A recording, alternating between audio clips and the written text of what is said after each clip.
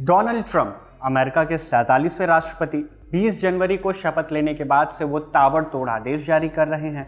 उनके कुछ फैसलों का असर अमेरिका तक सीमित रहेगा, लेकिन कुछ का असर पूरी दुनिया पर दिखेगा।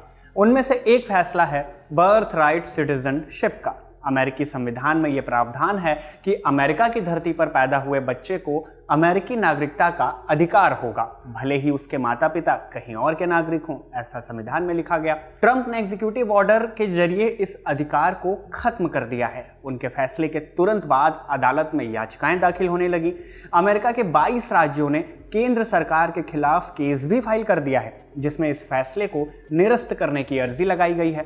जब तक अदालत का फैसला नहीं आ जाता तब तक ट्रंप का आदेश लागू रहेगा, क्योंकि एक एग्जीक्यूटिव ऑर्डर है। इसका असर भारत समेत दुनिया भर के लाखों प्रवासियों पर पड़ने वाला है, लेकिन कैसे? राजदूत के इस अंक में इसी बारे में विस्तार से बात करेंगे। ये भी समझेंगे कि H-1B वीजा को लेकर ट्रंप क्या सोचते हैं और ट्रंप के कार्यकाल में भारत अमेरिका संबंध कैसे हो सकते हैं। नमस्ते, मेरा नाम है शुभम और आप देख रहे हैं खबरगांव का खास कार्यक्रम राजदूत के इस अंक में ट्रंप 2.0 के भारत पर असर की कहानी बताएंगे, लेकिन पहले बर्थ राइट सिटीजनशिप की बात कर लेते हैं।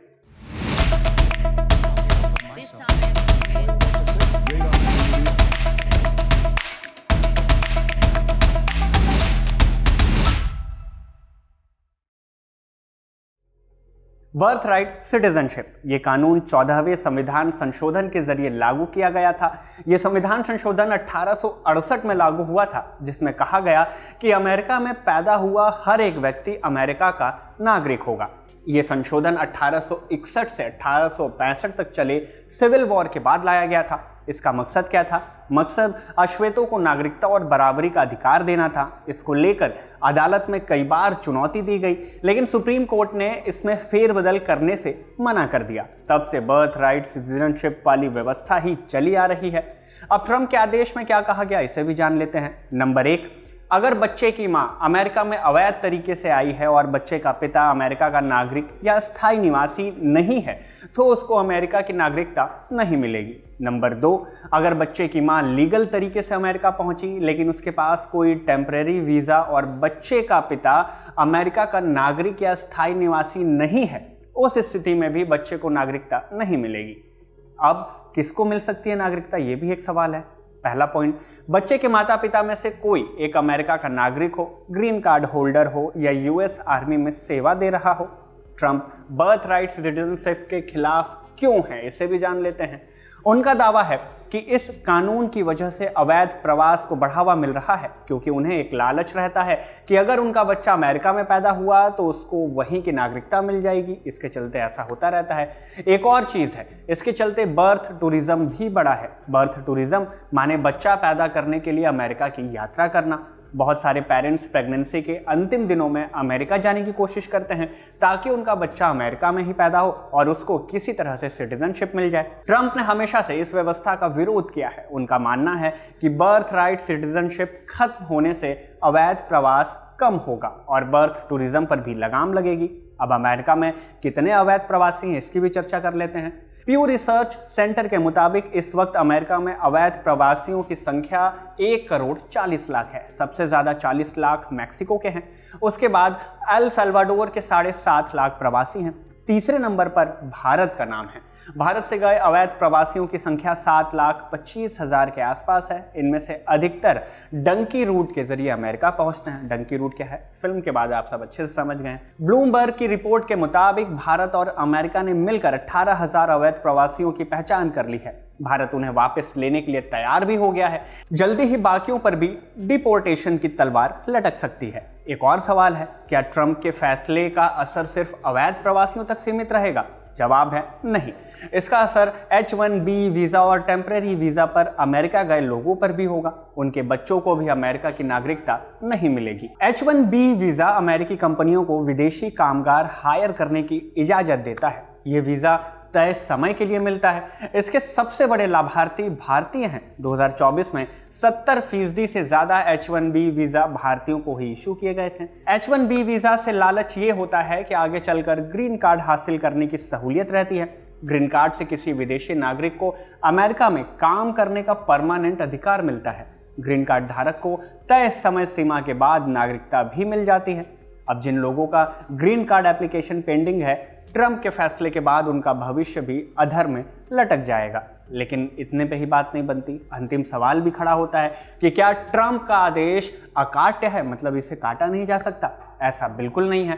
ट्रंप का आदेश अगले 30 दिनों में लागू होने वाला है। उससे पहले 22 राज्यों ने अलग अलग अदालतों में इसे रोकने की अर्जी लगा दी है। राज्यों के अलावा कई मानवाधिकार संगठनों ने भी अलग से मुकदमा दायर किया है इस फैसले के खिलाफ आवाज उठाते हुए। राज्यों ने संविधान का हवाला दिया है। उनका तर्क है कि ट्रंप संविधान का उल्लंघन कर रहे हैं। संविधान संशोधनों को डायरेक्ट ऑर्डर से दरकिनार नहीं किया जाना चाहिए, ऐसी उनकी दलील है। अगर अदालत ने ट्रंप के आदेश पर स्टे लगा दिया, उसके बाद सिर्फ एक विकल्प बचता है, संविधान संशोधन कर बर्थ राइट सिटीजनशिप को हटा दिया जाए।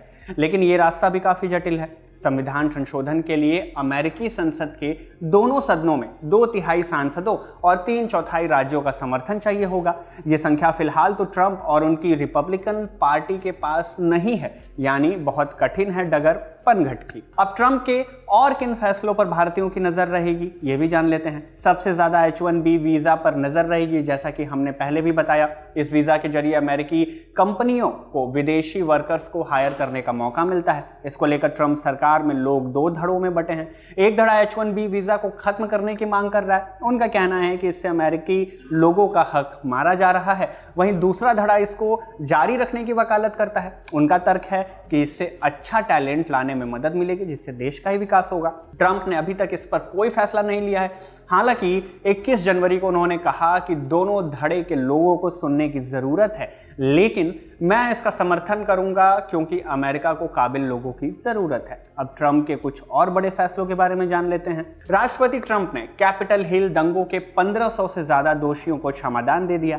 इन दंगाइयों ने 6 जनवरी 2021 को संसद में घुसकर हिंसा की थी। इसमें कई लोग मारे भी गए थे। बाद में सैकड़ों दंगाइयों को जेल की सजा हुई। ट्रंप के आदेश के बाद उन्हें रिहा किया जा रहा है। कैपिटल हिल दंगे की जांच का रिकॉर्ड FBI की वेबसाइट से गायब भी कर दिया गया है। ट्रंप ने डार्क वेब पर अवैध ड्रग्स के कारोबार चलाने वाले रोस उल्ब्रिक्ट को भी माफी दे दी है। रोस को मनी लॉन्ड्रिंग, ड्रग ट्रैफिकिंग और कंप्यूटर हैकिंग के आरोपों में दोषी पाया गया था। 2015 में उनको आजीवन कारावास की सजा मिली थी, उन्हें भी अब माफी मिल रही है। ट्रंप ने गल्फ ऑफ मैक्सिको का नाम बदलकर गल्फ ऑफ अमेरिका करने का भी आदेश जारी किया है। अमेरिका में टिकटॉक बैन को 75 दिनों के लिए टाल दिया गया। ये बैन 19 जनवरी से लागू होने वाला था, लेकिन ट्रंप ने संकेत दिया था कि वो इसको पलट देंगे। वैसा ही हुआ। ट्रंप ने अमेरिका को वर्ल्ड हेल्थ ऑर्गेनाइजेशन WHO और पेरिस क्लाइमेट डील से निकालने की शुरुआत कर दी है। दोनों जगहों पर अमेरिका सबसे बड़ा स्टेक होल्डर है। WHO से निकलना खासा मुश्किल होने वाला है। इसमें 2026 तक का वक्त लग सकता है और इस फैसले को अमली जामा पहनाने के लिए संसद की मुहर भी जरूरी होगी। ट्रंप ने चीन से आयात होने वाले सामानों पर भी 10% टैरिफ लगाने की इच्छा जताई है, लेकिन इसका आधिकारिक ऐलान नहीं किया गया। इस बीच चीन ने इस पर प्रतिक्रिया दी है। उसने कहा कि ट्रेड वॉर में कोई विजेता नहीं होता। अमेरिका के चैप्टर को अब हम यही रोकते हैं। अब बारी है बोनस खबरों की। क्या है बोनस खबर? पहली खबर अमेरिका से ही है। 21 जनवरी को अमेरिका के विदेश मंत्री मार्को रूबियो ने विदेशी नेताओं के साथ पहली बैठक की। यह बैठक क्वाड देशों के विदेश मंत्रियों के साथ हुई। क्वाड में अमेरिका के अलावा भारत, जापान और ऑस्ट्रेलिया है।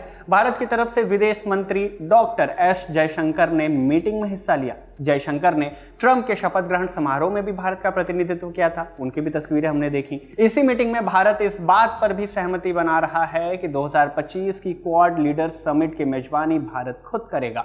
इसमें डोनाल्ड ट्रंप भी शामिल हो सकते हैं। वैसे भारत को 2024 में ही क्वाड समिट की मेजबानी करनी थी, लेकिन जो बाइडन के आग्रह पर भारत ने अदला बदली की थी। वो समिट सितंबर 2024 में डेलावेयर में हुई थी। इसमें भारत के प्रधानमंत्री नरेंद्र मोदी ने भी हिस्सा लिया था। दूसरी खबर इजराइल से है। इजराइल आर्मी के चीफ हर्जी हलेवी ने अपने पद से इस्तीफा देने का ऐलान कर दिया है। उन्होंने 7 अक्टूबर 2023 को इजराइल पर हुए हमले की जिम्मेदारी लेते हुए इस्तीफा दिया। इसी हमले के बाद इजराइल ने हमास के खिलाफ जंग शुरू कर दी थी। उनका इस्तीफा ऐसे समय में आया जब Israel Hamas cease fire deal का पहला स्टेज चल रहा है। ये 6 हफ्तों तक चलेगा। इसमें हमास 33 इजरायली बंधकों को छोड़ेगा। हलेवी इस सीज फायर डील को लागू करवा रहे हैं, इसलिए वो तत्काल प्रभाव से कुर्सी नहीं छोड़ेंगे। उनका इस्तीफा 6 मार्च से लागू होगा।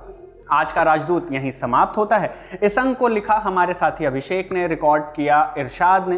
राजदूत के इस अंक पर आपके क्या सवाल हैं, क्या राय हैं, हमें कमेंट करके ज़रूर बताइएगा। खबर गांव को अगर अब तक आपने यूट्यूब पर सब्सक्राइब नहीं किया तो ज़रूर कर लें, साथ ही फेसबुक और इंस्टाग्राम पर भी लाइक और फॉलो ज़रूर कर लें। इस वीडियो में बस इतना ही। धन्यवाद।